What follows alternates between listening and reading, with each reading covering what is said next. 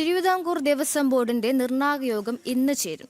ശബരിമല തന്ത്രി നിയമനത്തിൽ അന്തിമ തീരുമാനമുണ്ടാകും. ദേവസ്വം ബോർഡിന്റെ അന്തിമ തീരുമാനം തിങ്കളാഴ്ച ഹൈക്കോടതിയെ അറിയിക്കും.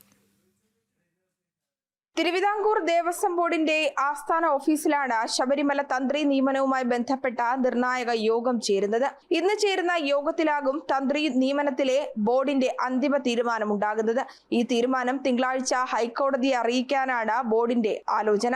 തന്ത്രി കണ്ഠരര് രാജീവരുടെ മകനായ കണ്ഠരര് ബ്രഹ്മദത്തനെ നിയമിക്കുന്നതിൽ പരിശോധന നടത്തുന്നതിനായി നിയോഗിച്ച 3-അംഗ തന്ത്രി സമിതിയുടെ റിപ്പോർട്ടിന്റെ അടിസ്ഥാനത്തിലാണ് തീരുമാനമുണ്ടാകുന്നത്. കഴിഞ്ഞ ദിവസം Devaswom board president K Jayakumar തന്ത്രി സമിതി അംഗങ്ങളുമായി കൂടിക്കാഴ്ച നടത്തുകയും ചർച്ച നടത്തുകയും ചെയ്തിരുന്നു. യോഗത്തിന് ശേഷം തന്ത്രി ആരാണെന്നുള്ളതിൽ ദേവസ്വം ബോർഡ് പ്രസിഡന്റ് തന്നെ ഔദ്യോഗികമായിട്ടുള്ള ഒരു പ്രഖ്യാപനം നടത്തുമെന്നാണ് സൂചന.